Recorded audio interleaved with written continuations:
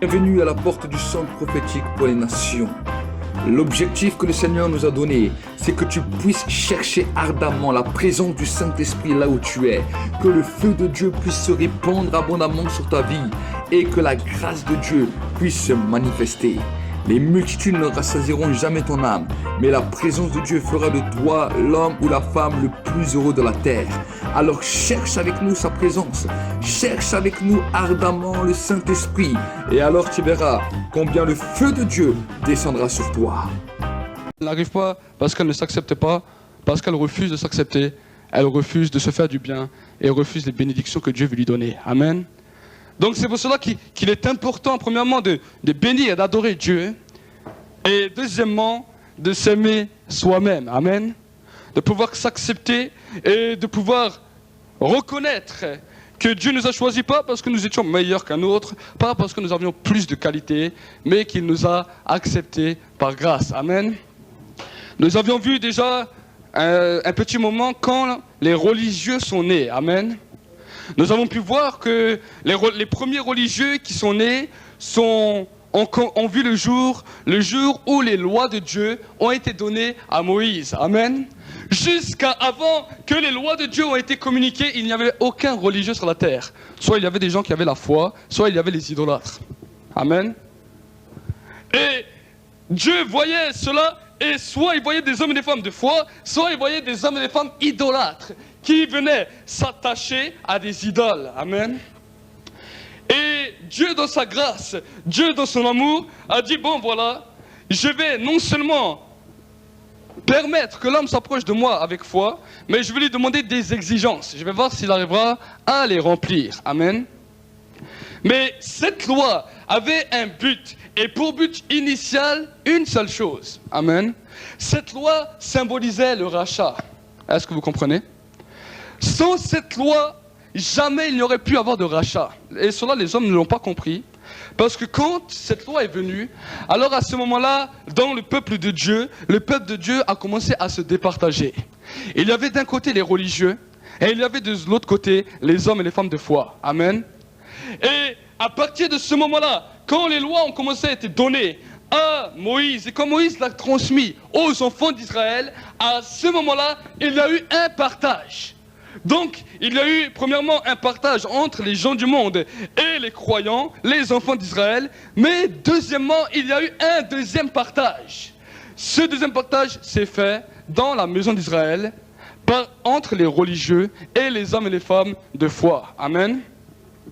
Et nous avons vu que la religiosité a très vite emporté la plus grande majorité du peuple. Et que les hommes et les femmes de foi étaient en minorité, mais que quand nous voyons les enfants d'Israël, il y avait beaucoup de religieux. Amen. Pourquoi? Parce qu'ils n'ont pas compris quel était le but de cette loi. Vous savez, l'homme préfère avoir des règles, un code pour les respecter, que de pouvoir communier avec une personne qui connaît tout de lui. Est-ce que vous savez? Ça, c'est la nature humaine. L'homme n'aime pas une personne qui le connaît mieux que lui-même, qui connaît tous ses défauts, qui connaît tous ses points faibles, qui connaît toutes ses faiblesses. L'homme n'aime pas ça. Alors l'homme préfère avoir un code à respecter. Comme ça, les gens peuvent le voir et dire ça, c'est une bonne personne. Ça, c'est ce qu'on appelle la religiosité. Amen. Et c'est dans ce critère de religiosité que toutes les différentes religions sont nées. Amen. Ce n'est pas avec la foi que toutes les religions sont nées, mais c'est avec ces règles de religiosité. Pourquoi? Parce que quand les idolâtres, quand ceux qui adoraient les idoles ont vu qu'en Israël, il y avait une loi, alors ils se sont dit, c'est comme cela qu'ils ont reçu leur puissance, c'est comme cela qu'ils ont reçu leur autorité, alors nous allons faire des lois pour nos idoles. Amen. On va faire des lois pour nos idoles. Hey, alors tous ces commanditeurs qu'on appelle les Bouddhas, les Mohamed, tous ces hommes-là ont commencé à écrire des lois pour leur idole. Est-ce que vous saisissez? Et c'est là que différentes religions ont commencé à naître, mais ces religions n'ont pas vu la puissance parce qu'ils étaient que devant des idoles et toujours devant des lois. Amen. Et nous avons pu voir que les enfants d'Israël, depuis leur sortie d'Égypte jusqu'à rentrer dans le pays promis, et quand ensuite ils ont continué, ils ont gardé la religiosité, mais dans leur vie, il n'y avait plus de puissance. Est-ce que vous saisissez? Et c'est ce qui s'est passé quand Jésus est venu. Quand Jésus est venu sur la terre, il a vu qu'il y avait beaucoup de pharisiens, beaucoup de scribes, beaucoup de religieux qui essayaient de mettre en pratique la loi, qui se faisaient appeler bons devant les hommes. Mais dans tout Israël, il n'y avait aucune puissance de libération parce que le peuple était oppressé. Est-ce que vous saisissez? Le peuple était oppressé par la nation romaine. Amen. Alors que Dieu a dit, je vous donne ce pays en héritage. Quand Jésus est arrivé, quand le roi des rois est arrivé, il a vu un pays oppressé par les Romains. Amen. Et Jésus, dans sa grâce, a commencé à révéler dans sa parole le secret de sa venue, ce qu'il devait faire. Amen. Mais nous voyons que la loi avait un seul but. La loi était une condamnation que Dieu a donnée. Amen. Quand Dieu a donné la loi est devenue condamnation pour l'homme. C'est ce que l'apôtre Paul dira. Il dira, si je n'aurais pas lu dans la loi, tu ne commettras pas d'adultère, je ne serais jamais été tenté de commettre l'adultère. Est-ce que vous saisissez? La loi a pour but une condamnation. Nous voyons la première loi que Dieu a donnée à l'homme a été pour l'homme une condamnation. Quand Dieu a dit à l'homme, tu pourras manger de tous les fruits du jardin, mais celui qui est le fruit de la connaissance du bien et du mal, tu ne toucheras pas. Cette loi est devenue une condamnation pour l'homme, parce que quand l'homme a entendu qu'il ne devait pas y toucher, c'est là qu'il a commencé à s'intéresser. Amen. L'être humain est comme ça. Le désir de l'être humain, le cœur de l'homme est tortueux et pécheur par-dessus tout. Et dès qu'il y a un interdit, l'homme va commencer à vouloir savoir pourquoi il y a cet interdit. Amen. Au lieu d'obéir simplement, il va simplement tout le temps commencer à savoir pourquoi il y a cet interdit et jusqu'à ce qu'il va toucher à cet interdit. Amen. Et nous avons pu voir que durant toute la parole de Dieu, aucun homme n'a pu mettre toute la loi en pratique. Aucun homme, aucune femme n'a pu mettre toute la loi en pratique. Et cette loi avait un seul but, donner une condamnation à Jésus-Christ. Amen. Jésus est venu pour racheter le monde. Mais pour que le rachat du monde puisse se faire, il fallait qu'un décret soit donné pour qu'il y ait une condamnation. Amen. Sans la loi de Dieu, Jésus ne serait jamais crucifié. Est-ce que vous saisissez? Sans la loi des commandements que Dieu donnait à Moïse, Jésus ne serait jamais monté sur la croix. Pourquoi? Parce que si Dieu aurait continué comme il avait commencé avec Abraham, il y aurait toujours eu des gens qui à la foi et des idolâtres. Amen. Et les gens qui auraient eu la foi auraient tous suivi Jésus et les idolâtres, ils ne l'auraient même pas calculé et il n'y aurait pas pu avoir de condamnation.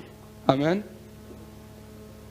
Mais à cause du plan merveilleux de Dieu, quand il a donné cette loi, à ce moment-là, à cause de cette loi, il y a des hommes qui voulaient s'approprier de cette loi et dire voilà, cette loi je vais la faire comme moi je veux, comme moi je l'entends. Et ils ont fait des préceptes humains et à cause de cette loi, ça a amené la condamnation à Jésus-Christ.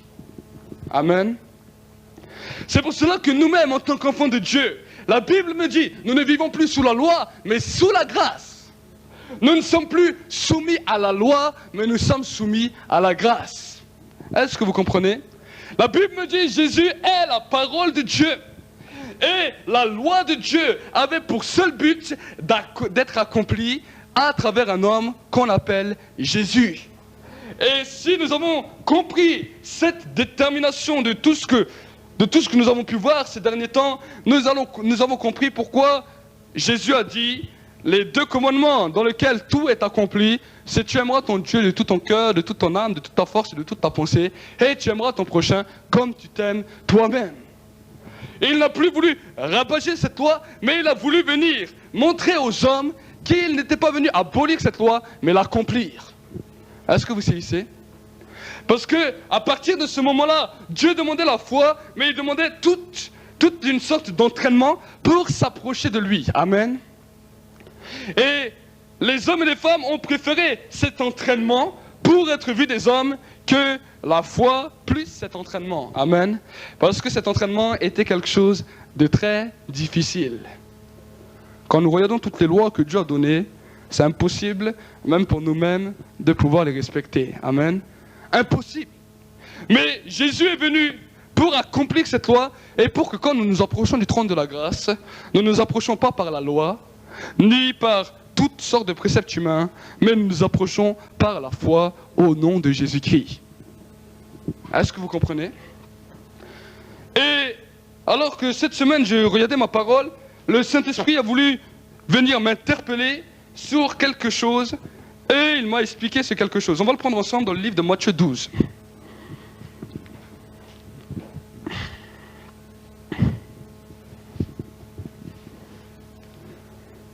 Matthieu chapitre 12, verset 1er.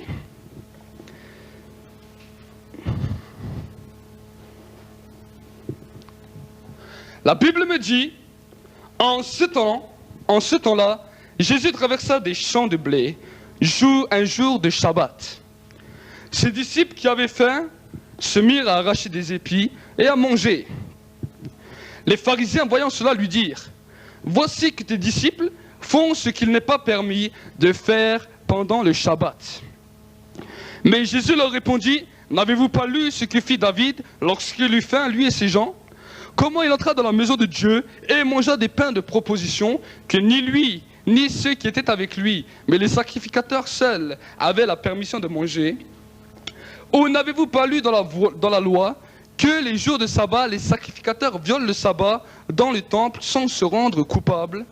Or, je vous le dis, il y a ici plus grand que le temple. Si vous aviez reconnu ce que signifie « je veux la miséricorde et non les sacrifices », vous n'auriez pas condamné des innocents, car le Fils de l'homme est maître du sabbat. Il partit de là et se rendit dans leur synagogue, et il s'y trouva un homme qui avait la main sèche. On demanda à Jésus, est-il permis de faire une guérison les jours de Shabbat? C'était afin de pouvoir l'accuser. Il leur répondit, lequel d'entre vous, s'il n'a qu'une brebis et qu'elle tombe dans une fosse le jour du sabbat, ne la saisira pour l'en retirer? Combien un homme ne vaut-il pas plus qu'une brebis? Il est donc permis de faire du bien les jours de Shabbat. Alors il dit à l'homme, étends ta main. Il étendit sa main et elle redevint saine comme l'autre. Les pharisiens sortirent et se consultèrent sur le moyen de le faire périr. Amen. Nous voyons le début de comment Jésus a commencé à être persécuté. Amen. Vous savez, les pharisiens de l'époque, les scribes, les principaux sacrificateurs n'avaient rien contre que Jésus faisait des miracles, n'avaient rien contre que Jésus prêchait, car même la Bible me dit qu'il l'appelait pour qu'ils viennent parler dans leur synagogue. Les pharisiens n'avaient rien contre que des miracles se produisaient, que la puissance de Dieu se manifestait. Mais la Bible nous montre qu'à un moment donné, ces pharisiens, ces religieux ont voulu commencer à dominer Jésus. Ils ont voulu commencer à le mettre sur leur loi à eux, sur leur joug à eux, en disant voilà, tu as le droit de faire cela, mais c'est nous qu'on va décider comment cela va se produire. Et nous voyons cela dans la Bible, quand les pharisiens, les principaux sacrificateurs et les scribes diraient aux gens qui étaient malades, mais vous n'avez qu'à venir un autre jour que le sabbat pour vous faire guérir. Vous pouvez venir le lundi, le mardi, le mercredi, le jeudi, le vendredi, mais le Shabbat, le jour où nous avons ce jour saint, vous ne venez pas là vous faire guérir. Et c'est à ce moment-là que Jésus, quand il connaissait leur cœur, est venu leur expliquer que c'est lui qui venait accomplir la loi et que ce n'est pas les pharisiens et les scribes qui devaient exécuter leur loi comme lui l'entendait, comme eux l'entendaient. Amen. Et c'est à ce moment-là, quand les pharisiens, les scribes n'ont pas pu mettre la main sur Jésus, que la persécution a commencé. Parce que la Bible me dit, regardez, les pharisiens sortirent et se consultèrent sur les moyens de le faire périr. Donc nous voyons ici que jusqu'à là, jusqu'à ce jour, Jésus était respecté, Jésus était honoré, parce que les pharisiens se disaient, il fait les miracles, il exécute la puissance de Dieu comme Dieu lui a donné, mais nous pouvons continuer à faire comme nous voulons, et Jésus va nous être soumis. Jésus va faire ce que nous on dit de faire et les gens verront que c'est toujours nous les chefs. Est-ce que vous comprenez? Mais quand Jésus est venu contre ces lois d'homme, contre ces raisonnements humains, alors à ce moment-là, les pharisiens sacrificateurs allèrent se consulter. La Bible me dit ils se sont consultés. La Bible ne nous dit pas qu'est-ce qu'ils ont dit pendant qu'ils se consultaient, mais à mon avis, ils ont dû avoir peut-être une réunion à part. Et de cette réunion est sorti qu'ils voulaient faire périr Jésus. Pourquoi? Parce qu'ils se sont dit, ils ont peut-être discuté entre eux, ils se sont dit, voilà cet homme que Dieu a choisi, que nous avons invité dans nos murs, où les gens venaient se laisser guérir, ils l'ont connu. Voilà maintenant que lui ne veut plus nous écouter, parce qu'il ne veut plus que c'est nous les chefs. Celui-là, on ne peut pas le laisser vivre. Il va ruiner toute notre réputation. Est-ce que vous comprenez? Et ça, c'est ce moment-là que les pharisiens et les scribes ont voulu chercher à faire mourir Jésus. Amen. Nous sommes nous-mêmes, je le disais encore hier, quand nous étions en évangélisation, à une personne, je lui dis, nous ne sommes pas des religieux, mais nous sommes des enfants de Dieu. Amen. Nous sommes des adorateurs qui adorons le Père en esprit, en vérité. Nous ne sommes pas des religieux et nous ne voulons pas commencer à dire, à rentrer dans ce jeu de religiosité avec une tonne de lois et nous soumettre à une tonne de lois, mais nous voulons nous approcher par la foi de Dieu et le laisser lui-même agir. Amen. Ça, c'est la différence entre la religiosité et la loi. Nous voyons, j'ai même déjà pu voir une fois un homme qui m'a dit, oui, moi je respecte le sabbat, je fais comme le sabbat. Il était chrétien, enfant de Dieu. Je fais moi le sabbat et je respecte le sabbat, c'est très bien, mais ce n'est pas le sabbat. Le sabbat n'est pas le maître de l'homme, mais le sabbat a été fait pour l'homme. Amen. Et regardez ce que la Bible me dit. La Bible me dit, nous sommes un royaume de prêtres et de sacrificateurs. C'est ce que la Bible nous dit. Mais la Bible, regardez ce qu'elle me dit dans le verset 5. Où n'avez-vous pas lu dans la loi que les jours de Shabbat, les sacrificateurs violent le sabbat dans le temple sans se rendre coupables? Est-ce que vous comprenez? Donc nous-mêmes en tant qu'enfants de Dieu, même si nous violons le sabbat, faisons ce qui est pas bien de faire dans la loi, la Bible me dit, on ne sera pas coupables parce qu'on est un royaume de prêtres et de sacrificateurs. Amen. Donc la Bible nous montre que le sabbat a été aboli. Est-ce que vous comprenez? Nous devons saisir cette dimension et nous devons saisir le pourquoi. Parce que Jésus est venu non pour abolir la loi, mais pour l'accomplir. Tout est accompli en Jésus. Quand on s'approche de Dieu au nom de Jésus-Christ, alors la loi entière est accomplie. Est-ce que vous comprenez? Quand nous nous approchons de Dieu, avec cette assurance qu'il est vivant, au nom de Jésus-Christ, avec nos faiblesses, nos défauts, comme on est, alors la loi entière est accomplie. Et simplement à cause de ça, c'est Dieu lui-même qui nous transforme. Est-ce que vous saisissez? Ça, c'est ce qu'on appelle la communion avec Dieu. Et si on comprend cela, alors nous arriverons à avancer dans la dimension de l'esprit. Si on ne comprend pas cela, on va toujours essayer d'être des religieux et on n'avance pas. On fait du surplace, comme les enfants d'Israël ont fait des surplaces pendant 40 ans dans le désert. Leur religiosité, leur intempérance les a fait rester 40 ans dans le désert et ils sont morts dans le désert sans jamais avoir vu ce que Dieu leur avait promis. Est-ce que vous comprenez? Et nous-mêmes, si nous voulons marcher dans la vie de l'esprit, marcher dans sa présence, marcher dans sa plénitude, nous ne devons plus être sous un joug. Parce que la Bible me dit que Christ nous a affranchis de tout joug. Il nous a libérés de tout joug.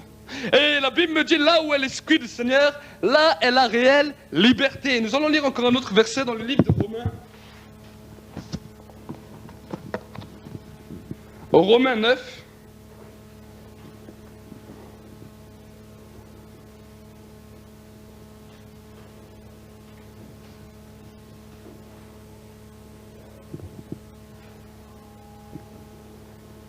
Non, Romains 10, verset 1er. Frères, le vœu de mon cœur et ma prière à Dieu pour eux, c'est qu'ils soient sauvés. Car je leur rends ce témoignage qu'ils ont du zèle pour Dieu, mais sans connaissance. En ignorant la justice de Dieu et en cherchant à établir leur propre justice, ils ne se sont pas soumis à la justice de Dieu, car Christ est la fin de la loi en vue de la justice pour tout croyant. Amen. Donc la Bible me dit qu'arrivé à partir de Christ, la loi a pris fin pour tous les croyants, pour tous les hommes et les femmes qui ont foi en Dieu. Amen. L'importance qui est venue après le Nouveau Testament, qui n'était pas dans l'Ancien Testament, c'est l'importance de la grâce et l'importance de la foi. Amen. Ce que le Nouveau Testament nous amène et la dimension de l'Évangile, c'est la foi par le moyen de la grâce. Est-ce que vous saisissez? La foi dans la grâce est la nouvelle dimension de l'Évangile que les enfants d'Israël, dans le temps, n'ont pas connue. Amen. Et l'apôtre Paul dira, regardez ce qu'il dira, dans le verset 2, « Car je rends ce témoignage qu'ils ont du zèle pour Dieu, mais sans connaissance. En ignorant la justice de Dieu et en cherchant à établir leur propre justice, ils ne se sont pas soumis à la justice de Dieu. » Là, l'apôtre Paul nous parle des religieux. Et il dira, ce sont des hommes et des femmes qui ont du zèle, qui sont zélés pour faire les choses, mais ils n'ont pas de connaissance. Ils sont ignorants. Et dans leur ignorance, en voulant établir une justice, ils ne se sont plus soumis à la justice de Dieu, mais à la justice des hommes. Amen. Et cela, nous devons le comprendre. Comme cela, nous n'avancerons pas en tant que religieux, mais nous avancerons en tant que des hommes et des femmes croyants, par la foi, en étant régénérés par la grâce de Dieu. Amen. Et c'est cela ce que c'est la vie de l'Esprit, dans lequel c'est le Saint-Esprit qui nous conduit dans les sentiers de justice et de vérité. Et si nous avons des choses mauvaises, c'est lui qui les révèle et c'est lui qui commence à transformer si on le veut bien. Amen. Et nous devons saisir cette dimension, comprendre cette dimension pour aller toujours plus loin avec Dieu. Parce que si on n'a pas compris ça, tu vas rester bloqué à ta place et tu ne bougeras plus. Tu vas faire beaucoup de choses. Mais cela ne va rien t'apporter parce que tu n'auras pas compris comment marcher par l'Esprit. Amen. Et la Bible me dira les fruits de l'Esprit nommés dans Galates 5. Nous n'allons pas le revoir aujourd'hui. Nous avons vu détailler tout ce que c'était déjà les fruits de l'Esprit. Mais les fruits de l'Esprit vont commencer à se manifester naturellement parce que Dieu opérera une transformation naturelle. Est-ce que vous saisissez? Dieu, il aime bien agir et Dieu ne veut pas que c'est nous qu'on commence à l'aider. Amen. Dieu n'a pas besoin d'aide. Dieu veut nous utiliser, mais il ne veut pas qu'on l'aide. Est-ce que vous saisissez? Il veut simplement qu'on soit soumis. Si nous, on veut aider Dieu, alors là, on a un problème. Parce que Dieu te dit, t'es meilleur que moi. Tu es meilleur que moi, tu veux m'aider, alors Dieu va te laisser. Et il va te laisser. Tu dis, je vais aider Dieu, alors Dieu te dit, ben vas-y, je te laisse alors faire. Je ne te demande pas de l'aide, mais je te demande d'être soumis et de faire ma volonté. Ça, c'est ce que Dieu dit. Amen. Dieu ne demande pas de l'aide à qui que ce soit, à personne. Dieu n'a besoin d'aide de personne. Il n'a pas eu besoin d'aide de toi quand il a créé le ciel et la terre, et il n'en a pas besoin non plus maintenant. Amen. Mais il a besoin des instruments qu'il pourra utiliser, dans lesquels c'est pas toi, mais c'est lui qui se manifestera dans sa gloire. Est-ce que vous comprenez? Et c'est pour cela que l'apôtre Paul a dit, ma grâce que Dieu a dit à l'apôtre Paul, ma grâce te suffit car ma puissance s'accomplit dans ta faiblesse. Si toi aujourd'hui tu es fort, moi je ne peux pas agir. Et tout ce que tu as vu Paul, tu ne pourras jamais plus le revoir. Est-ce que vous saisissez? Et c'est à cause de cette dimension que, alors à ce moment-là, l'apôtre Paul était dans la joie. Il n'avait plus de complexe. Il ne cherchait pas à être meilleur ou être plus parfait. Il était comme il est. Et dans sa faiblesse, Dieu accomplissait sa puissance. Amen. Ça, c'est le secret d'un croyant. Si nous voulons vivre une vie victorieuse, une vie de gloire, une vie de puissance, une vie de victoire, nous devons comprendre cette dimension. Tant qu'on n'a pas compris ça, alors on est encore en formation. Amen. Et il y a certains chrétiens qui peuvent être en formation 10, 20, 30, 40, parce qu'ils ne comprennent pas. Tant qu'ils ne comprennent pas, Dieu ne les fera pas avancer. Et ils seront toujours dans ce même test. Amen. Tant qu'on n'avance pas et qu'on ne saisit pas un nouveau test, qu'on n'arrive pas à le réussir, on redouble toujours. Est-ce que vous saisissez? On redouble. Et la Bible me dit, mon peuple périt parce qu'il lui manque de la connaissance. Et c'est ce que l'apôtre Paul dirait. Regardez ce qu'il dira dans le verset 2, car je leur rends ce témoignage, qu'ils ont du zèle pour Dieu, mais sans connaissance. Est-ce que vous saisissez? C'est pour cela qu'il est important de pouvoir être nourri dans l'église, de pouvoir se nourrir et d'acquérir de la connaissance pour ne plus demeurer ignorant et ensuite simplement de marcher comme Dieu veut. Amen. Notre chair va toujours venir nous faire défaut et la chair veut toujours nous ramener dans la religiosité. C'est à nous de la dompter et à nous de refuser d'entrer dans la religiosité. Amen. Pourquoi? Parce que c'est cela que Jésus a dit, celui qui veut être mon disciple, qu'il apprenne à mourir à lui-même, qu'il se charge de sa croix et qu'il me suive. Est-ce que vous saisissez? Dieu ne te demande pas d'être un religieux. Quand il a appelé Pierre, quand il a appelé Jean, quand il a appelé les disciples qui étaient sur la bord de la mer, il ne leur a pas dit, viens, suis-moi, je te ferai entrer dans mon meilleur institut, tu vas devenir un des meilleurs religieux. Et il a dit, non, suis-moi et je te ferai pécheur d'hommes. Il a dit, tu es pécheur, oui, je sais. Mais c'est pour cette raison que j'ai besoin de toi, parce que je vais te faire pécheur d'hommes. Amen. Nous étions attachés au péché, nous aimions le péché. Mais quand Dieu nous a cherchés de ce monde de pécheurs, il a dit, toi tu es pécheur, je le sais. Tu as fait les pires choses de ta vie, je le sais. Mais suis-moi. Mais ce péché va se transformer en devenant pécheur d'hommes. Toute cette passion que tu avais pour le monde va se changer en passion pour moi et pour mon œuvre. Est-ce que vous comprenez? Ça c'est la différence. Et c'est pour cela il a dit, voici toutes choses anciennes sont passées, maintenant toutes choses sont devenues nouvelles.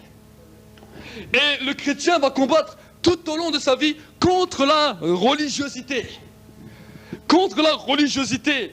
Et nous voulons nous-mêmes tous refuser de devenir des religieux et de combattre un moment inutilement pour rien. Amen. Parce que quand nous commençons à devenir des religieux, alors on se voit toujours nous-mêmes meilleurs. Amen. Nous-mêmes meilleurs, nous-mêmes au-dessus des autres, nous-mêmes plus qualifiés que les autres. Dieu ne cherche pas des gens qualifiés. Dieu cherche des hommes et des femmes qui comprennent comment agir avec lui, qui ont la foi et qui avancent dans sa grâce. Ça, c'est ce que Dieu cherche. Tout le reste, toutes les bonnes œuvres que les hommes voudraient faire, ou toutes les choses que l'homme voudrait faire, Dieu n'a égard d'aucune de ces choses. Amen. Dieu n'a égard d'aucune de ces choses. Et la religiosité, c'est ce qui pollue l'homme. L'homme n'a pas compris que la loi a été faite pour juger Christ. Est-ce que vous saisissez? À cause de cette loi, Jésus a pu mourir, et cette loi a été ton salut. Est-ce que vous saisissez? Cette loi a été ton salut. Si cette loi n'aurait pas été existée, Christ ne serait pas mort et tu ne serais jamais sauvé. Est-ce que vous comprenez? Donc cela, nous devons comprendre que la loi n'a pas été faite pour l'homme, mais la loi a été faite pour Dieu. Est-ce que vous saisissez? Pour son propre jugement, pour que son sang coule, pour que nous soyons sauvés. Et parce qu'elle a été faite pour lui, parce que ce n'est plus nous qui vivons, mais que c'est lui qui vit en nous, cette loi se manifeste à travers nous. Est-ce que vous comprenez? Cette loi se manifeste sans qu'on a besoin de la provoquer. Cette loi se manifeste naturellement par la puissance du Saint-Esprit qui habite en nous. Et c'est pour cela que la Bible me dit, qui accusera les élus de Dieu? Ça, nous devons réellement le comprendre, parce que sinon tu vas faire beaucoup d'efforts, mais tu ne verras pas beaucoup de fruits. Est-ce que vous saisissez? Parce que l'effort de la religiosité est très dur pour la chair, si ce n'est pas le Saint-Esprit qui le communique. Et si c'est par la chair, alors tu vas te confronter à toi-même pour ta propre gloire, pour que les gens te glorifient. Et Dieu ne peut pas se glorifier dans une personne qui se glorifie lui-même.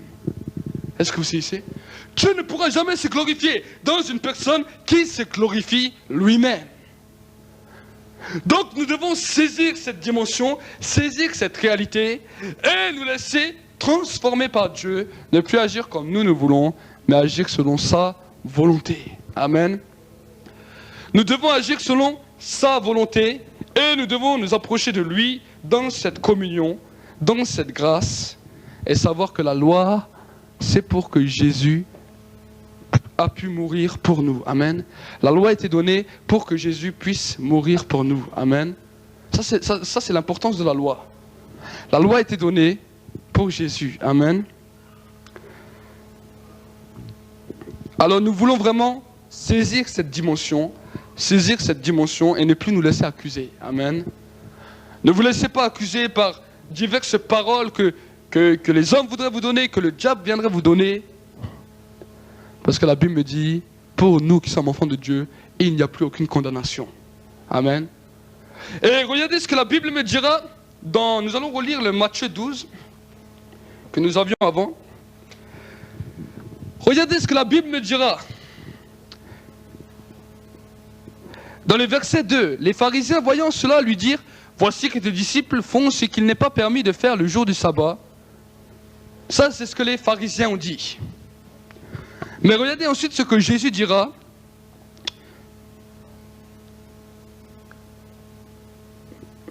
Dans le verset 7. Si vous aviez reconnu ce que signifie « je veux la miséricorde et non les sacrifices », vous n'auriez pas condamné des innocents. Amen. Donc, les pharisiens, quand ils voyaient ce que faisaient les disciples de Jésus, ont dit à Jésus, pourquoi tes disciples font ce qu'il n'est pas permis de faire le jour du sabbat?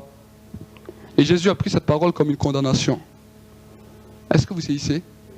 Il a dit, si vous aviez compris cette parole, vous n'auriez pas condamné ces innocents. Vous ne les auriez pas condamnés. Parce que vous n'avez pas compris ce que c'est la parole de Dieu, donc vous avez tout de suite donné une condamnation. Mais ces hommes et ces femmes que vous avez condamnés ont été innocents. Ce qu'ils n'ont fait n'a pas été mal. Est-ce que vous comprenez? Et c'est cela qui se passe, parce que la Bible me dit, personne ne pourra accuser les élus de Dieu. Amen. Et la Bible me dira, comme tu jugeras, tu seras jugé. Et nous voyons là les pharisiens qui ont donné un jugement. Peut-être quand tu lis comme ça la Bible, tu te dis, mais ils n'ont rien dit de mal. Mais la Bible me dit, Jésus a dit que c'était une condamnation qu'ils ont donnée sur ses disciples. Est-ce que vous saisissez? Il a dit, non seulement vous donnez une condamnation, mais en plus ils sont innocents. Est-ce que vous comprenez? Donc nous-mêmes en tant qu'enfants de Dieu, n'entrons plus dans ces jeux de loi ou ces jeux de condamnation. Ça c'est l'homme. Et il regarde toutes les lois et il commence à condamner, il commence à juger. Mais Jésus a dit, comme tu jugeras, tu seras jugé. Amen.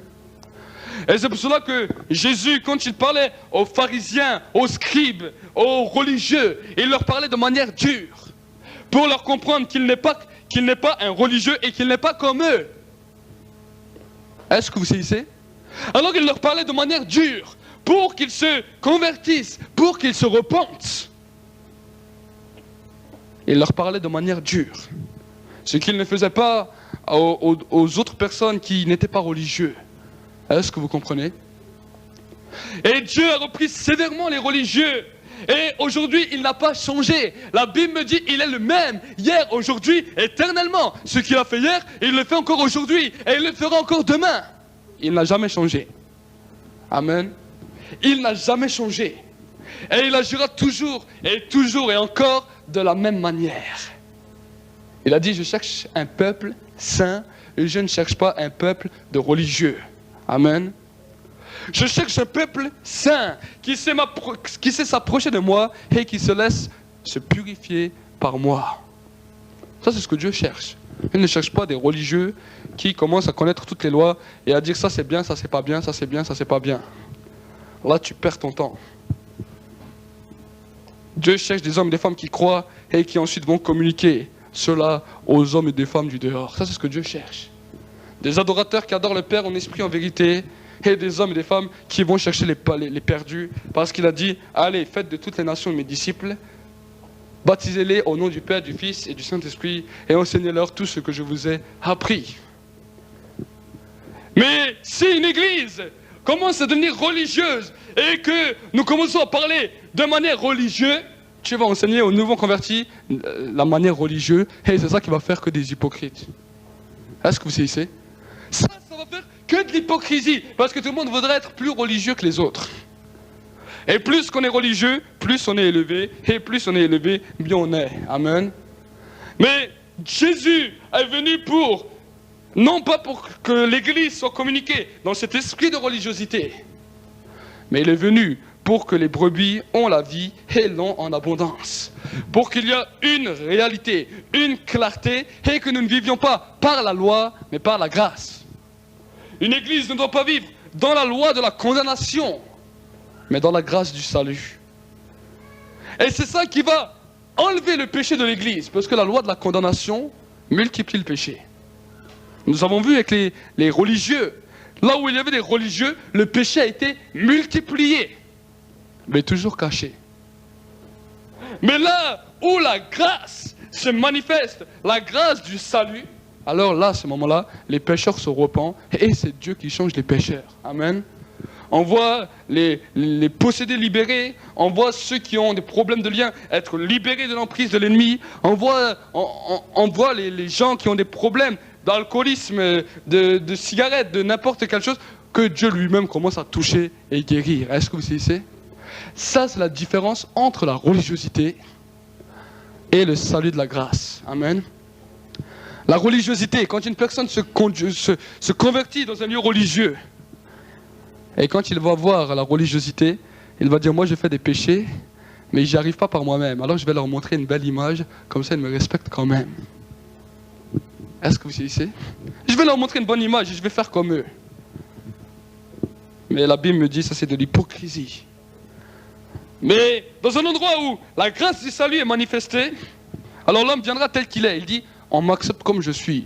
Je n'ai pas besoin de me cacher à cause de mes péchés. Je n'ai pas besoin de chercher mille et une excuses. Je suis comme je suis. Mais j'accepte que Dieu me change. Est-ce que vous savez? J'accepte que Dieu me change. Je me sens accepté comme je suis. Et quand il commence à s'accepter lui-même, il va comprendre que le péché, c'est lui-même que ça détruit, pas les autres. Le péché dans ta vie, c'est toi-même que tu détruis, pas les autres. Et quand tu pêches, ce n'est pas à cause des autres, c'est parce que tu ne t'aimes pas toi-même. Ça, c'est la conséquence du péché. Parce que tu ne te respectes pas, donc tu pêches. Est-ce que vous saisissez? Ça, c'est simplement la conséquence du péché. Et Jésus a voulu le mettre quand il a dit, voilà dans quoi la loi entière sera accomplie. Tu aimeras premièrement le Seigneur ton Dieu, de tout ton cœur, de toute ton âme, de toute ta force et de toute ta pensée, et tu aimeras ton prochain comme tu t'aimes toi-même. Si toi-même tu ne t'aimes pas, et tu pêches toi-même, donc tu n'aimeras pas les autres, et tu pêcheras à l'égard des autres en les condamnant, en les jugeant, en les critiquant, en les médisant. Est-ce que vous saisissez?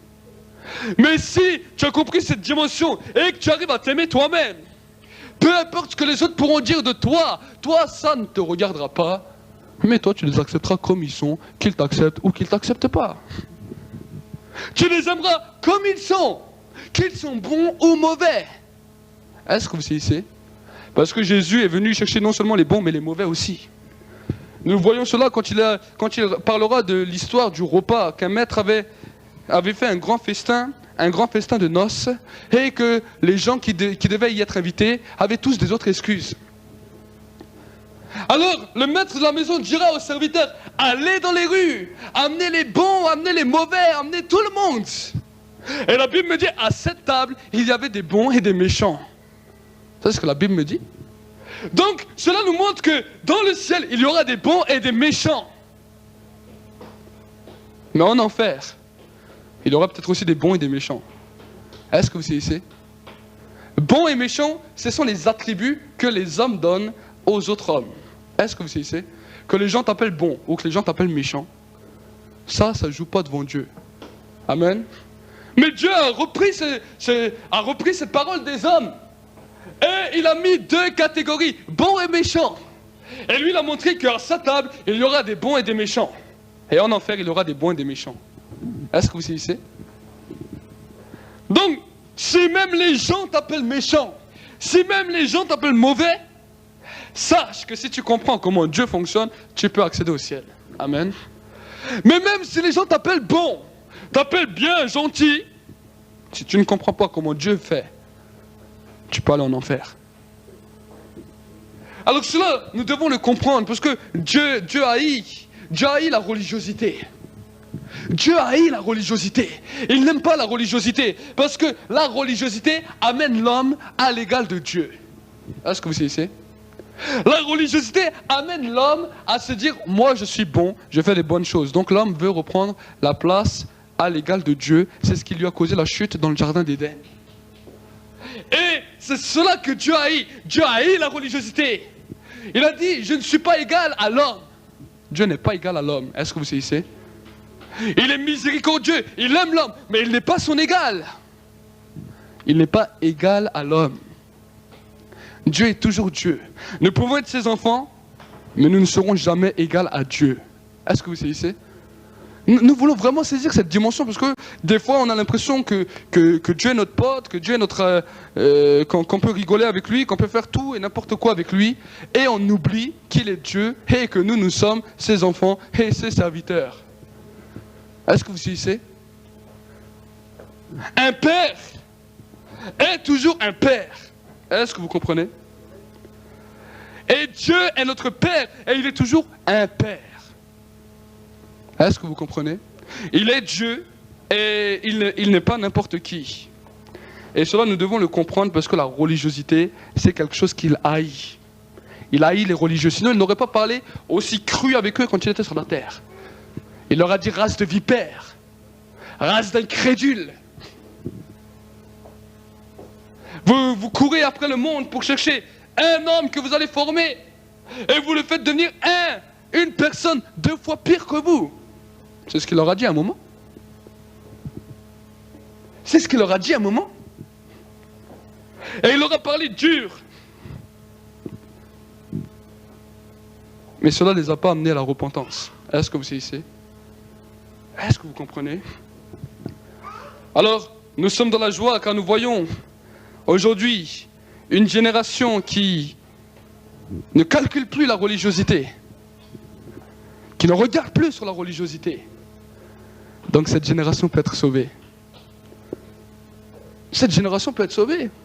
La jeunesse aujourd'hui ne regarde plus sur la religiosité. Ils en ont horreur. Qu'on ne leur parle pas de la religiosité. Donc ça, c'est une génération qui peut être sauvée. Si tu viens à eux avec la religiosité, ils te reconnaîtront en tant que religieux et ils ne t'écouteront pas.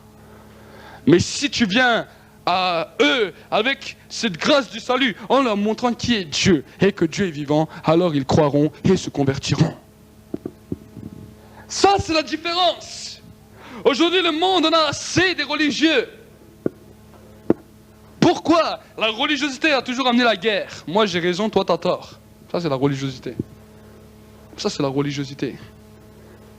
L'évangile n'a pas besoin d'être justifié. Celui qui l'accepte, l'accepte. Celui qui la refuse, tant pis pour lui. Est-ce que vous saisissez? Est-ce que vous comprenez? L'évangile, c'est cela. L'évangile a simplement besoin d'être proclamé. Et c'est le Saint-Esprit qui fait le reste. Nous croyons que c'est lui qui touche les cœurs. Mais on ne dit pas, moi j'ai raison, toi t'as tort. Est-ce que vous comprenez? Ça, c'est les débats des religieux qui amènent les guerres. Mais nous, en tant qu'enfants de Dieu, nous, on est toujours sur notre position. Et que celui qui veut suivre, qu'il vienne. Que celui qui a soif, qu'il vienne. Et qu'il prenne de l'eau de la vie gratuitement. Et nous avons pu voir souvent, que ce soit au travail, que ce soit dans l'évangélisation, là où nous allons, les hommes et les femmes ont faim et soif. Les hommes et les femmes ont faim et soif, pas de religiosité. Mais ils veulent connaître une réalité. Ils veulent connaître une dimension de réalité qui changera toute leur vie. Ça, c'est ce que les hommes et les femmes recherchent. Et peu importe qu'ils peuvent paraître peut-être durs aux yeux des hommes et des femmes, c'est ce que les hommes et les femmes recherchent. Peu importe la couleur, peu importe l'origine, peu importe l'âge. Nous avons vu des personnes âgées comme des personnes plus jeunes. Dieu ne regarde pas sur l'âge, Dieu ne regarde pas sur une nationalité, Dieu ne regarde pas sur une race quelconque, mais tous les hommes ont faim et soif. Amen. Mais si nous venons avec la religiosité, c'est normal qu'ils vont se fermer à ça. Ils vont dire, hier on m'a fait le même coup. Est-ce que vous comprenez? Des autres religieux sont venus avec leur baratin. J'ai des hommes et des femmes religieux. Mais que nous sommes des hommes et des femmes différents. Que nous sommes des hommes et des femmes heureux. Que nous sommes des hommes et des femmes en paix. Est-ce que vous saisissez? Ils doivent voir ces choses dans nos vies. Pourquoi? Parce que dans les mêmes situations qu'eux, nous serons différents. Est-ce que vous saisissez? Dans les mêmes positions que nous serons avec eux, peut-être dans la même difficulté, nous serons différents. Je me souviens quand nous étions à l'hôpital avec le petit Manassé, alors qu'il y avait beaucoup de parents qui étaient des fois désespérés. Souvent, nous avons pu leur témoigner et leur parler de la parole de Dieu. Amen. Pourquoi? Parce qu'ils ont vu que nous n'étions ni apeurés, nous nous tenions sur Dieu et nous pouvions même dans ce moment-là encore leur parler de Dieu malgré qu'on passait la même situation qu'eux. Est-ce que vous saisissez? Et nous sommes dans des endroits où des fois il y a des choses difficiles qui se produisent, mais si nous ne sommes pas différents des autres, le monde ne verra pas que la vie de Dieu habite en nous. Si nous sommes comme les autres, alors les gens diront, il est comme nous, il n'a rien de plus. Amen. Mais si cette vie de Dieu commence à se manifester en nous, ils diront, c'est vrai qu'il a l'air comme nous, mais à l'intérieur de lui, il n'est pas comme nous. Il a quelque chose de différent, et ce quelque chose de différent, je veux connaître ce que c'est. Est-ce que vous saisissez? Et quand les gens commencent à parler avec toi, alors à ce moment-là, ils sont ouverts. Et si tu leur parles de l'évangile, ils sont ouverts. Amen. Nous devons réellement comprendre cette dimension pour pouvoir continuer à marcher avec Dieu et pour pouvoir communiquer au monde le salut et pas une condamnation. Les religieux amènent la condamnation. Mais le salut, l'amour de Dieu manifesté en Jésus-Christ amène le salut pour le pécheur. Est-ce que vous saisissez? C'est pour cela que nous-mêmes, en tant qu'enfants de Dieu, arrêtons nos vieilles habitudes qu'on nous a apprises, qu'on nous a inculquées. Dès notre jeune âge, dans différentes cultures, on nous a appris à regarder les gens, à parler sur eux, à les critiquer, à leur dire voilà comme ils sont, voilà comme ils sont. La Bible me dit, Jésus a dit ça, c'est des condamnations que vous donnez. Et comme tu condamnes, tu seras condamné le jour où tu arrives devant le royaume du ciel. Arrêtez! Ça, c'est une mentalité qui appartenait à l'homme. Ça, c'était la mentalité des religieux. C'est les religieux qui ont commencé à inculquer ça. Regarde cette personne, mais vraiment, quelle honte dans cette famille. Il ne respecte pas telle et telle loi, de l'article tel et tel.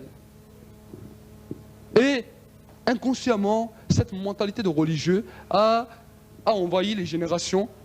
Et aujourd'hui, même si les gens ne calculent plus la religiosité, l'esprit de la religiosité est toujours là par les critiques, par les médisances, par la calomnie, par la condamnation. Est-ce que vous saisissez?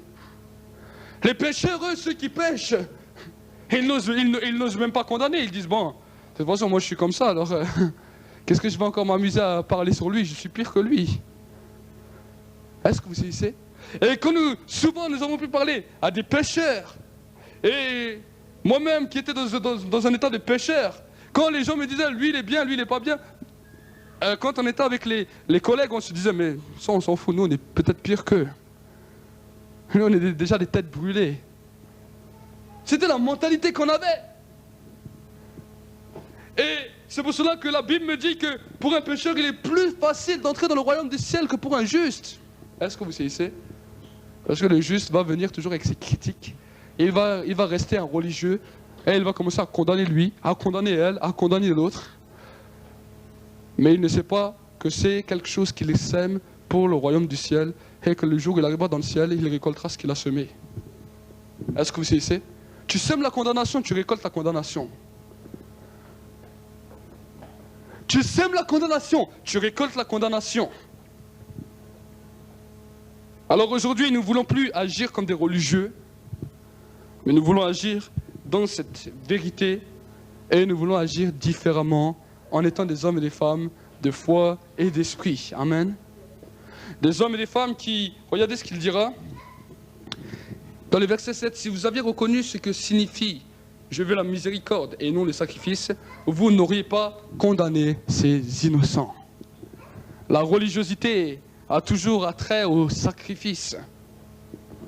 La religiosité est toujours attrait à être meilleur.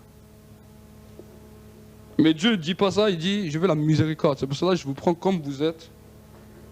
Et je veux que tu t'acceptes comme tu es pour pouvoir accepter les autres. Amen.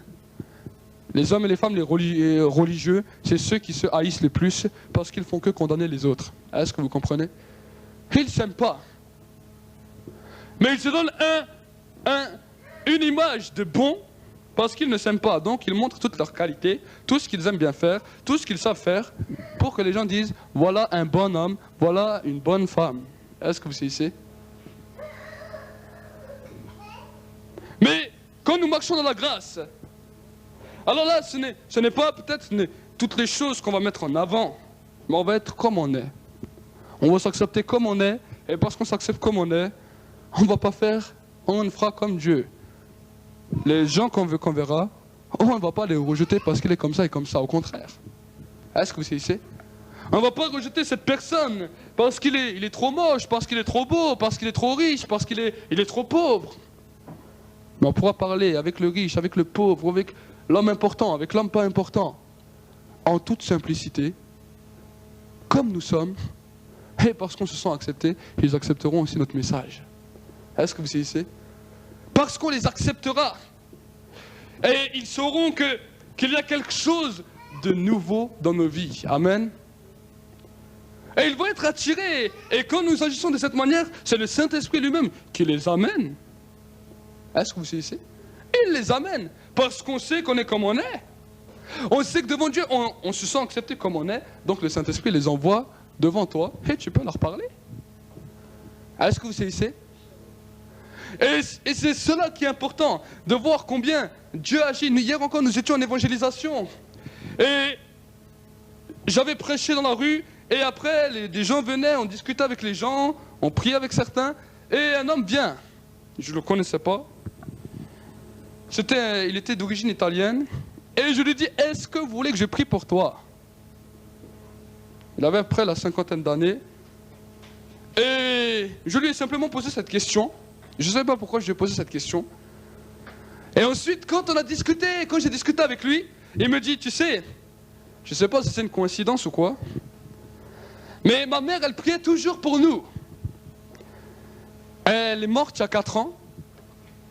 Et hier soir, j'étais avec mon frère, et on était en train de discuter ensemble, et il me dit, aujourd'hui, maman n'est plus là, il n'y a plus personne qui prie pour nous. Hier encore, il m'a dit, hier encore, je disais cette parole. Maman maintenant est morte il y a 4 ans, et il n'y a plus personne qui prie pour nous. Il n'était pas chrétien. Il n'appartenait à aucune dénomination, il n'était même pas religieux. Il avait un petit peu regardé la Bible, mais... Et il a dit, et ensuite moi je viens le lendemain, et je lui dis, est-ce que vous voulez que je prie pour vous? Est-ce que vous saisissez? Et on a pu parler avec cette personne, on a pu prier, lui donner un traité, et... il a été touché par Dieu et nous bénissons vraiment le Seigneur pour ce qu'il fait et pour ce qu'il agit. Amen. Nous, on ne savait pas où on allait. Nous, on ne savait pas ce qu'on allait faire. Mais Dieu connaît toujours tout. Et avec Dieu, il n'y a pas de coïncidence. Amen. Il n'y a pas de coïncidence. Pourquoi? Parce que les hommes vont d'abord dire que c'est une coïncidence. Mais quand il y a 2, 3, 4, 5, ça ne peut plus être une coïncidence. C'est obligé, c'est Dieu. Est-ce que vous saisissez? Avec Dieu, il n'y a pas de coïncidence. Et si on serait venu à commencer à le juger, à le calomnier, il serait parti en courant et il n'aurait même pas écouté. Amen. Nous ne sommes pas des religieux. Je lui disais encore à cet homme, je dis, mais je ne suis pas un religieux. Je dis, il faut bien que tu comprennes, je ne suis pas religieux. Et je ne fais partie je ne suis pas d'une religion. Amen. Mais nous sommes enfants de Dieu et c'est ça qui fait la différence. Et parce que nous sommes enfants de Dieu, Dieu est avec nous. Amen. Si tu es religieux, alors tu as la religion avec toi et pas Dieu.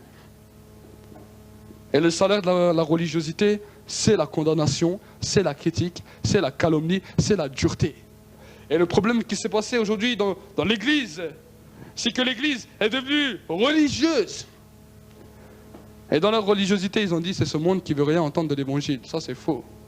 Est-ce que vous savez? Le monde veut entendre l'Évangile. Mais pas l'Évangile d'un religieux, mais l'Évangile de vie. Amen. Je suis venu afin que vous ayez la vie et que vous l'ayez en abondance. Jésus est le chemin, la vérité et la vie. Nul ne vient au Père que par moi. Nul ne vient au Père que par moi. Si tu apprends aux gens que tu peux approcher de Dieu le Père par un côte. Une fois, j'ai parlé avec un homme, ça s'est passé comme ça. Je lui dis, mais tu pries. Il me dit, je prie, Dieu m'a jamais parlé. J'ai dit, mais quel code as-tu donné? Il me dit, y a-t-il un code alors pour s'approcher de Dieu? J'ai dit, oui, il y a un code. Alors je lui explique simplement la démarche. J'ai dit, si tu veux t'approcher de Dieu, tu dois prier à ton Père qui est dans les cieux. Et le code qu'il reconnaît, tu dois parler au nom de Jésus. Je lui dis, c'est un code d'accès. Est-ce que vous saisissez? Nous avons un libre accès auprès du trône de la grâce et devant Dieu, c'est un code. Amen. Si on ne connaît pas ce code, alors on est là devant la porte et on n'arrive pas à rentrer. Amen. Pour rentrer dans une maison, il nous faut une clé. Et Jésus est la clé du ciel. Amen. Jésus, c'est la clé. Il a dit, je suis le chemin, la vérité et la vie. Donc, il est la clé du ciel. Il est le code pour entrer dans le ciel. Amen. Et si on n'a pas ce code, alors personne ne peut voler une maison s'il n'a pas la clé. Amen. Et le ciel, on ne peut pas le fracturer. Le ciel, on ne peut que rentrer par la porte. Dans la terre, tu peux casser les vitres. Mais si tu mets une bonne alarme, les voleurs, ils vont partir. Amen. Mais au ciel, tout est barricadé. Et la porte ne s'ouvre qu'au nom de Jésus. Amen. Et cela, nous devons le comprendre. Que la porte s'ouvre seulement au nom de Jésus. Et ensuite, pour y rester, pour y demeurer, nous devons faire ce qu'on appelle la volonté du Père. Ce que Jésus a dit, ce n'est pas tous ceux qui me disent Seigneur, Seigneur, qui entreront dans le ciel, mais seuls ceux et celles qui font la volonté de mon Père. Amen. Et faire la volonté du Père, ce n'est plus agir dans la religiosité, mais c'est agir comme enfant de Dieu, comme vivant par l'Esprit et faisant la différence dans ce monde qui n'a plus d'espérance. Amen. Et nous voulons le voir de plus en plus. Nous voulons le voir dans nos propres vies. Et nous allons voir que ce n'est plus nous qui nous transformons, mais c'est le Saint-Esprit qui nous transforme. Amen. Et jour après jour, il va opérer une nouvelle transformation, une transformation toujours plus grande, toujours plus puissante. Et la loi va vivre naturellement dans nos vies. Pourquoi? Parce que ce n'est pas nous qu'on l'aura manifesté, mais nous, on sera morts à nous-mêmes. Et c'est Dieu qui vivra à travers nous. Amen. C'est cela, nous devons apprendre à mourir à nous-mêmes. Apprendre à mourir à notre religiosité. Parce que la Bible dit, Jésus est la fin. Jésus est l'abolition de la loi. Est-ce que vous savez? La loi, c'est fini.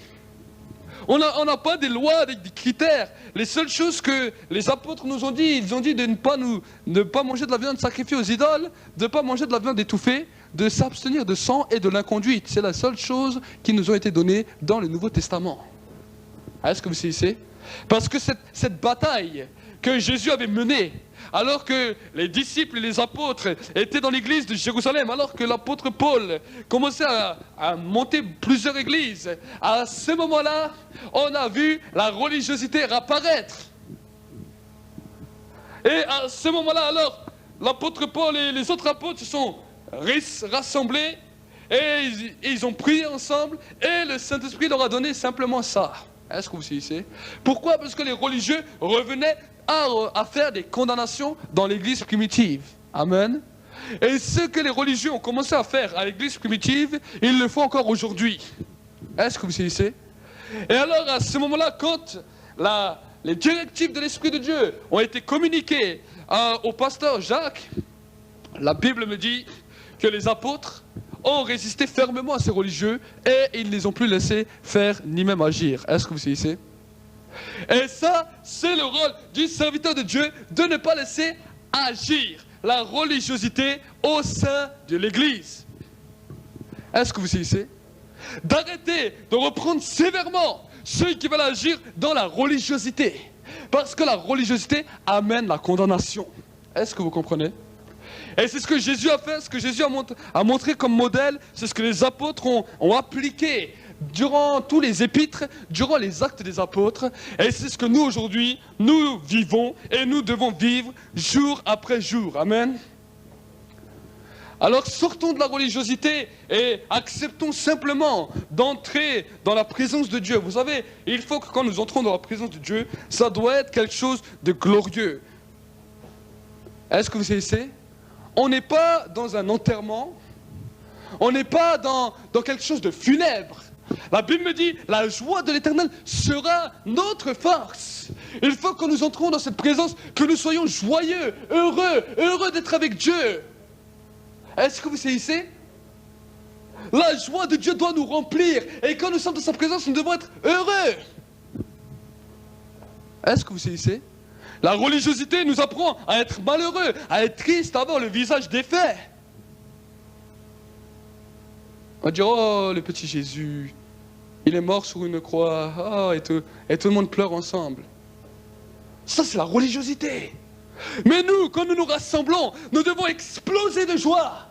La joie de l'Éternel est ma force, et parce que nous sommes là, nous sommes heureux, parce qu'il est là, et parce qu'il est là, il est le roi des rois, et tout est possible. La Bible me dit, tout est possible à celui qui croit. Et la Bible me dit, quand Jésus marchait, pas avec les religieux, quand il marchait avec les gens, les hommes et les femmes de foi, la Bible me dit, ils criaient Hosanna, ils arrachaient les branches, ils les levaient en l'air, ils disaient Hosanna au Très-Haut, Hosanna au Fils de David. Ils jetaient même leurs vestes pour que Jésus passe dessus. Ce n'était pas quelque chose de funèbre, c'était pas un enterrement. Est-ce que vous saisissez? Le jour de la Pentecôte, quand le Saint-Esprit est descendu, c'était quelque chose d'explosif. C'était tellement explosif que quand les hommes et les femmes du dehors sont venus, ils ont cru qu'ils étaient sous. Ceux-là, ils ont fait la fête toute la nuit, ils dansent, ils ne savent même plus ce qu'ils font. Et ils sont joyeux, ils sont heureux à 9 h le matin. Est-ce que vous saisissez? Une telle joie les remplissait, que quand ils sortaient dehors, cette joie se communiquait. Et cela, nous voudrions le voir dans l'église, que les hommes et les femmes sortent de l'église joyeux, heureux, parce qu'on était dans la présence de Dieu, et parce que Dieu nous a montré comment marcher avec lui. Et quand nous lui apportons un sacrifice d'adoration, une louange puissante, et que cette louange, cette joie, nous soit toujours communiquée. Plus on communique, plus on est joyeux, plus on communique. Amen. Les gens, quand ils doivent vous voir, ils doivent voir des hommes et des femmes qui sont tellement heureux qu'on croirait que tu as gagné des millions. Mais oui! Un homme qui a gagné des millions est capable d'embrasser toutes les personnes dans la rue, les unes après les autres. Est-ce que vous saisissez? Et il est explosif. Mais seulement après, quand il voit la conséquence de l'argent, il se dit, maintenant je dois me méfier. Qui va me voler? Je vais garder un peu cette joie pour moi et quand je serai seul avec mon argent. Ça, c'est la joie du monde, ça, c'est la joie de l'argent. Mais la joie de Dieu, personne ne pourra te la voler. La présence de Dieu, personne ne peut la voler. Alors à ce moment-là, on est heureux, on est resplendissant. Même s'il y a des sorciers, même s'il y a des occultistes, eux-mêmes seront changés. Ils se diront, il a quelque chose qu'on ne connaît pas. Il a quelque chose qu'on ne connaît pas. Quelle est cette puissance? C'est ce qui a fait changer Simon le magicien. Il était magicien, il a vu Philippe, et il s'est quand même fait baptiser. Et quand il a vu comment qu'on donnait le don du Saint-Esprit, il a dit, donne-moi ça, je te paye. Mais donne-moi ça. Et Pierre l'a repris sévèrement. Est-ce que vous saisissez? Donc il y avait une communication. Et c'est cela que nous devons comprendre, que nous devons saisir. Peut-être quand vous sortez de l'église, ou peut-être l'après-midi, les gens vont vous voir, s'ils vous voient triste, et que vous dites, ce matin j'étais à l'église, et ils vont se dire, ben, drôle d'église, je ne peux pas rester chez moi. J'ai regardé ma télé, je suis plus heureux que lui. Est-ce que vous comprenez? Mais s'il y a une joie débordante, et la personne te dira, mais où tu étais ce matin? Oh, j'étais à l'église, c'était merveilleux. Là, il voudra savoir ce qui se passe à l'église. Il voudra savoir.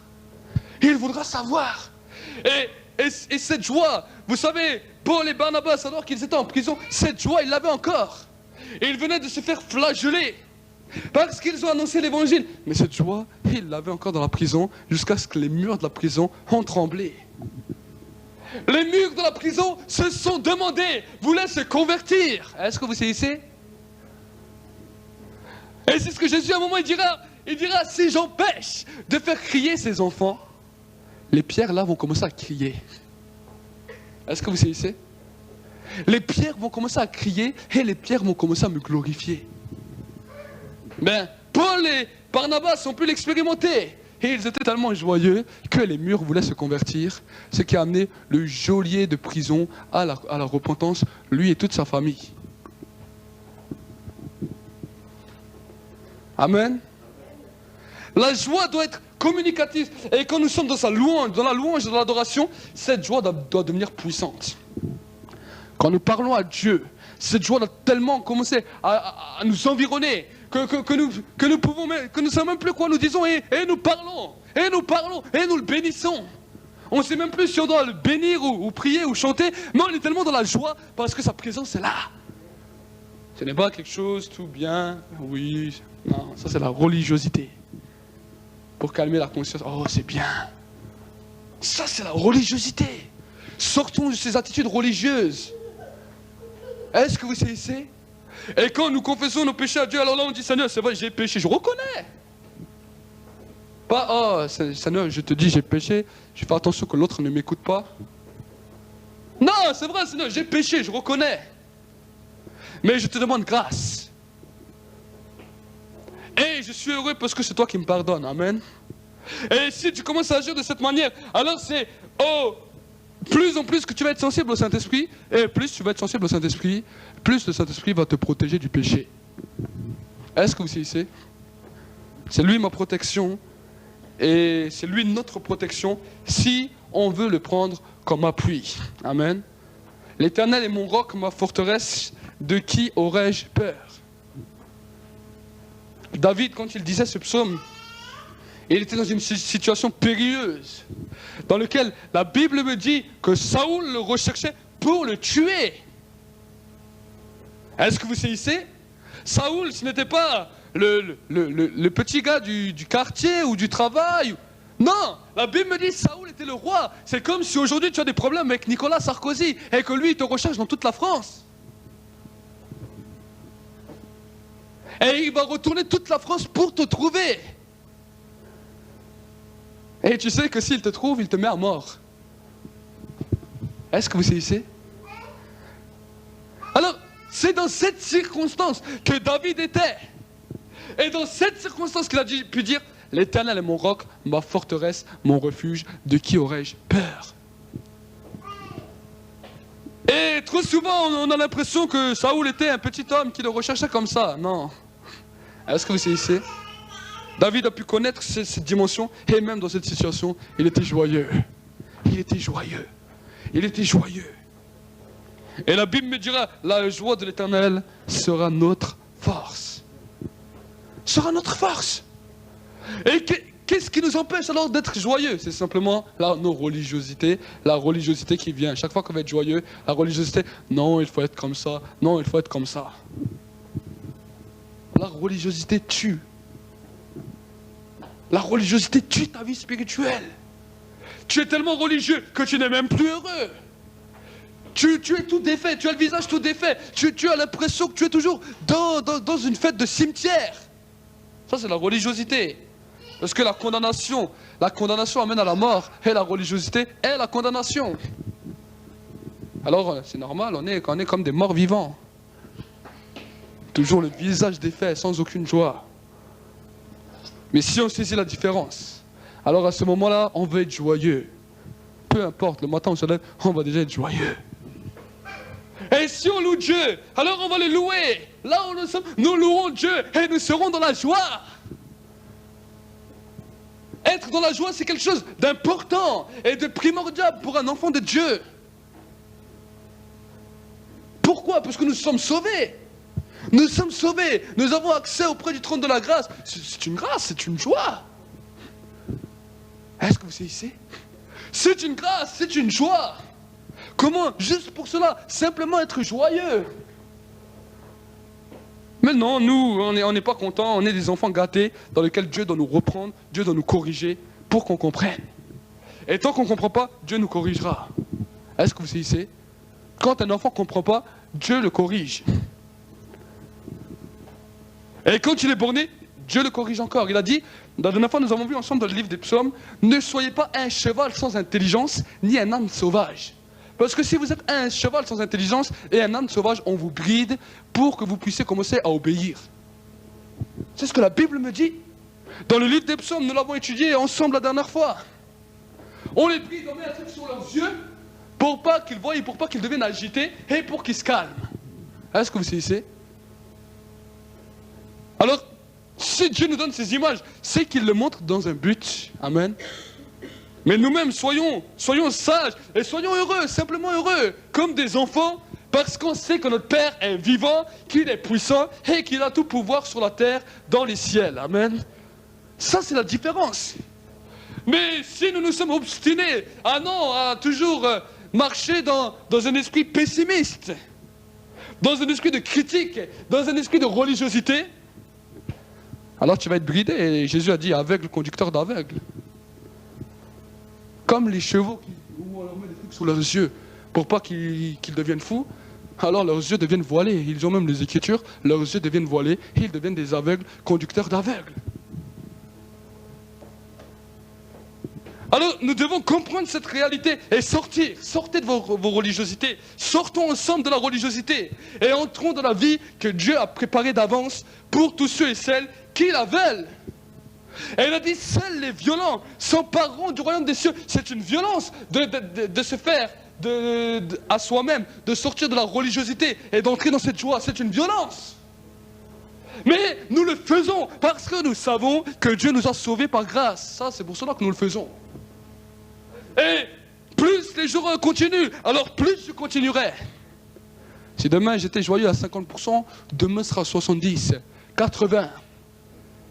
Et les gens, quand ils vont m'entendre joyeux, ils vont tout de suite être communiqués. Hein? Vous savez, quand nous sommes tellement joyeux, nous avons pu voir même des gens qui sont dehors dans le monde, tout d'un coup, ils commencent à rire, ils commencent à être heureux. Ils ne savent pas pourquoi. On communique. On communique. Et parce qu'on s'accepte, alors cette communication devient une assurance. Et plus que nous voyons des gens, plus nous sommes heureux. Et là, nous sommes débordants de joie. Et si on parle avec n'importe quelle personne, peu importe son langage, nous sommes heureux. Nous sommes heureux. Est-ce que vous comprenez? Et ça commence à changer les vies. Ça commence à amener une nouvelle dimension, une nouvelle maturité aux croyants. Amen. Plus de dégoût, mais une joie continuelle. Pourquoi? Parce qu'on a appris à mourir à nous-mêmes. Religiosité, tu es sous les pieds et on commence à être joyeux. Et si la religiosité revient, tu la remets encore une fois sous tes pieds. Jusqu'à ce que tu l'as complètement oubliée, cette mauvaise habitude-là, qui vient te pourrir la vie, qui vient te pourrir l'existence, qui vient te dire quand le matin tu te lèves, ah aujourd'hui je ne suis pas bien. Ça c'est la religiosité. Comment tu n'es pas bien? Comment? Dieu n'a jamais dit ça. Dieu n'a jamais dit mon juste quand il se lève, il ne sera pas bien.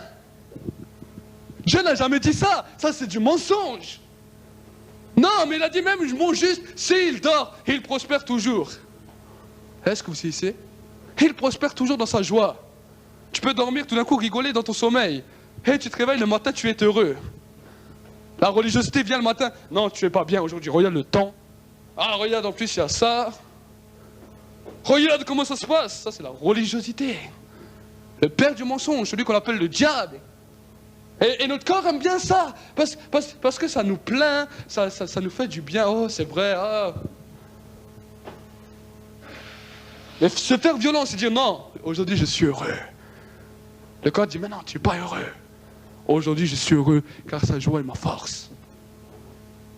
Et chaque matin, quand nous levons, nous sommes heureux. Nous sommes resplendissants de joie car nous savons que cette nuit, nous avons encore prospéré dans sa joie, nous avons encore prospéré dans sa paix, nous avons encore prospéré dans son amour. On ne sait pas comment Dieu agit, ça c'est pas grave, mais on sait que Dieu l'a promis parce qu'il a dit dans la Bible que les justes, même s'ils dorment, ils prospèrent. Il l'a déclaré. Alors, n'ayons pas peur d'aller nous coucher, mais quand nous allons nous coucher, nous savons que même dans notre nuit, nous allons continuer à grandir dans cette dimension. Amen. Mais si nous préférons accepter la religiosité, alors tu seras toujours de plus en plus découragé, de plus en plus désespéré. La mentalité religieuse a amené le suicide dans ce monde. Nous voyons tant d'hommes et de femmes qui souffrent d'oppression, de dépression et qui à la fin vont se suicider. Leur mentalité religieuse de condamnation les a ramenés au suicide. Est-ce que vous saisissez? Et cela, c'est simplement pour nous montrer cette image, que cette mentalité amène l'homme ou la femme à la mort. Et que le résultat de cet esprit ramène la mort dans les vies. Est-ce que vous saisissez? Donc, cela, nous devons le comprendre et le mettre en pratique. Amen. Être joyeux doit être quelque chose que nous devons mettre en pratique. Amen. Ce n'est pas essayer de faire toute la loi. Non, simplement être joyeux déjà quand tu te lèves. Amen. Si l'esprit religieux vient te dire « Ah non, aujourd'hui tu n'es pas bien », il faut refuser. Il faut refuser. La joie de l'Éternel sera notre force. Peu importe la circonstance, peu importe le jour, peu importe l'âge. Ce n'est pas parce que tu as 60 ou 90 ans que là tu vas être malheureux. Non, au contraire. Plus que tu vieillis, au contraire. Tu renouvelles tes forces, comme le buffle. Mais oui. Tu grandis et tu prospères dans cette joie, dans cet amour, dans cette paix, toujours plus. Amen. Ceux qui doivent communiquer le plus, ça doit être les personnes âgées. Mais oui. Eux, pendant 20 ans, 30 ans, ils se sont appliqués joyeux. Alors quand tu as 80 ans, tu dois resplendir. Et il y a une explosion. C'est cela qui m'a frappé quand j'étais une fois dans une église à Toulon, où il y avait la plupart de l'église, des personnes âgées, des retraités. Et quand j'ai vu l'explosion de joie que ces personnes manifestaient, même dans la prière, même dans l'adoration, j'étais étonné. Je voyais les jeunes qui étaient sur l'estrade, qui étaient plus morts que les anciens qui étaient sur les chaises. J'y étais et on a été Amen. C'est vraiment, même moi-même, ça m'avait étonné. Ils étaient explosifs, ils explosaient de joie, ils aimaient Dieu. Et les jeunes sur l'estrade étaient dans cette attitude de religiosité, on aurait dit qu'il y avait une fête funèbre. Donc, nous-mêmes, commençons cette mentalité, amen. Commençons. Soyons dans cette joie. Et tu verras que jour après jour, année après année, cette joie continuera à grandir. Mais il faut savoir que le contraire, c'est la même chose. Plus que tu te laisses abattre, plus tu seras abattu. Plus tu te laisses décourager par cet esprit, plus tu seras découragé. Plus tu te laisses, tu écoutes ce que cet esprit dit, plus tu seras mal en toi. Tu n'arriveras plus à t'aimer, tu n'arriveras plus à te supporter, tu ne te haïras. Est-ce que vous saisissez? Et toujours plus, alors cet esprit viendra t'oppresser. Plus de sacrifices, plus de ci, plus de ça. Et il n'y aura plus aucune joie. Tu auras simplement l'apparence extérieure, mais en reniant tout ce qui en fait la puissance, tout ce qui en fait la force. Mais le corps aime bien ça. Le corps aime bien ça. La Bible me dit un esprit abattu dessèche les eaux. L'esprit abattu amène la maladie. Est-ce que vous saisissez? Mais cœur joyeux rend l'âme heureux. C'est écrit dans le livre des Proverbes. Donc, nous devons saisir cette dimension et nous réjouir jour après jour. Un cœur joyeux amène aussi la guérison. Est-ce que vous saisissez? C'est ce que la Bible me dira. Je prends simplement les versets de la Bible. Et quand nous comprenons cette dimension, alors nous avons compris pourquoi Dieu a dit « La joie de l'Éternel sera notre force ». Savoir que nos noms est inscrit dans le livre de vie doit être pour nous quelque chose de puissant. De puissant. Si demain je te dis ton nom est inscrit dans le futur loto qui va venir, quelle joie tu vas avoir. Mais c'est vrai. Non, je te dis aujourd'hui c'est faux. Ton nom ne sera peut-être pas inscrit dans le livre de loto, peut-être, je ne sais pas. Mais je sais une chose, c'est que nos noms sont inscrits dans le livre de vie, et ça doit être plus puissant. Plus puissant. Et simplement à cause de ça, la joie doit déborder. Mais c'est une folie, Seigneur, mon nom est inscrit carrément chez toi au ciel. Sur la terre. Même pas Sarkozy me connaît. Et toi, dans le ciel, tu me connais.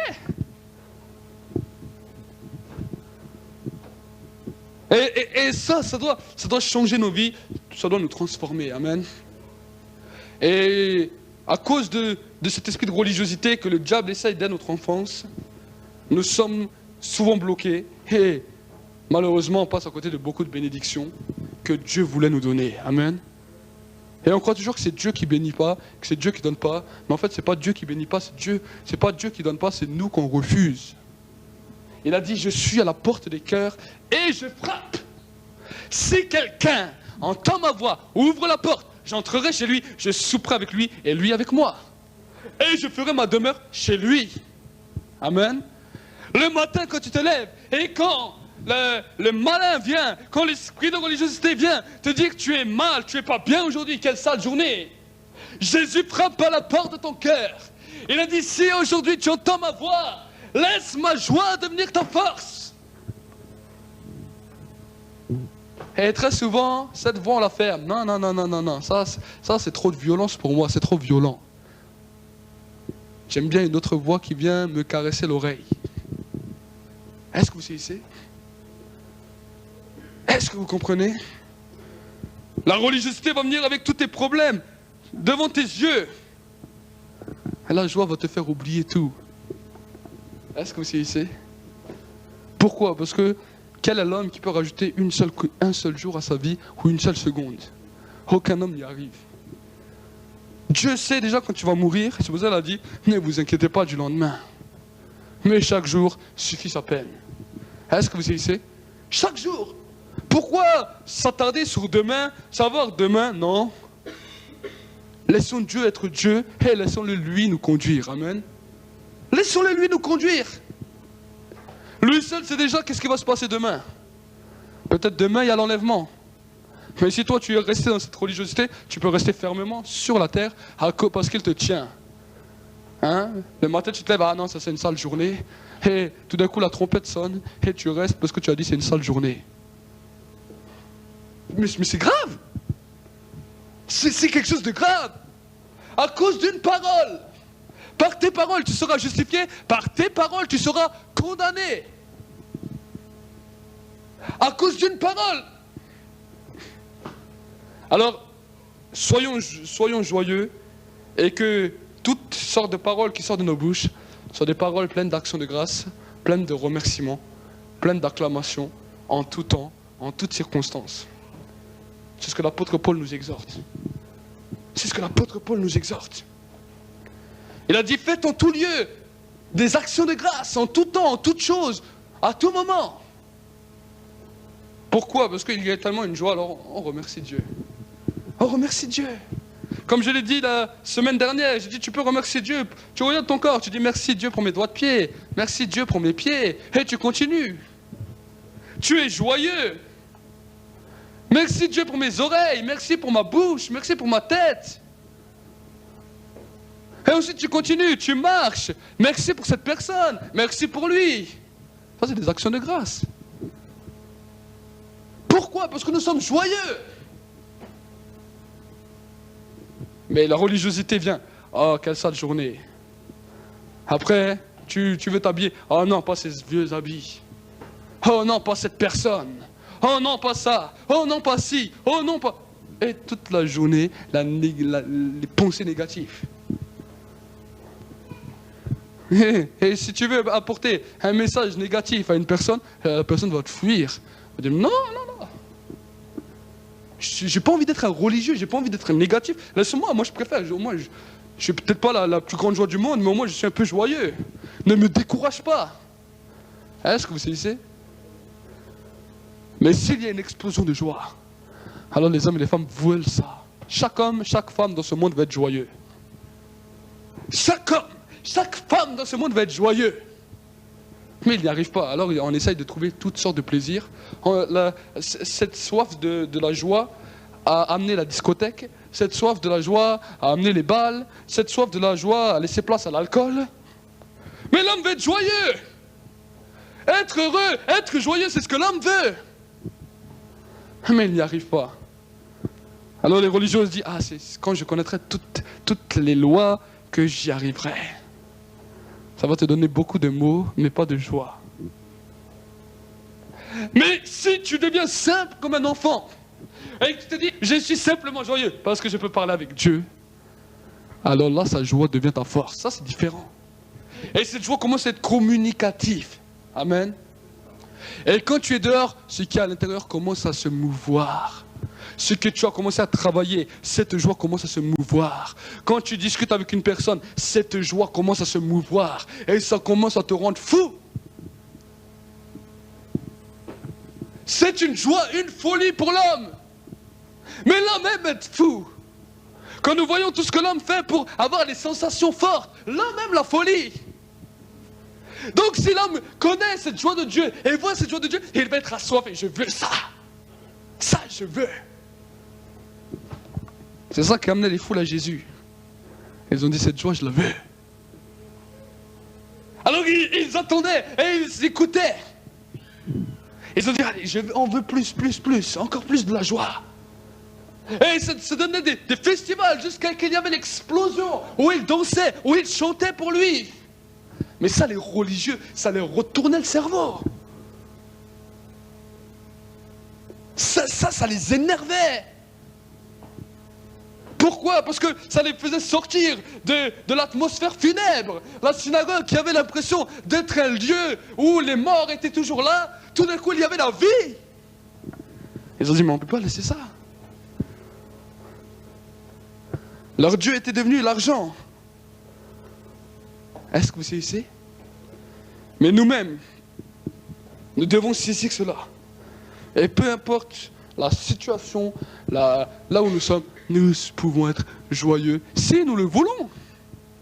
Si nous refusons la joie de Dieu, ne va pas dire à Dieu pourquoi je ne suis pas joyeux. C'est toi qui as refusé sa joie. Sa joie commence à se manifester par la foi. Et ensuite, quand sa joie, nous la saisissons par la foi, cette joie se manifeste. Mais si nous-mêmes, nous ne voulons pas, ne dis pas à Dieu pourquoi je ne suis pas joyeux. Est-ce que vous saisissez?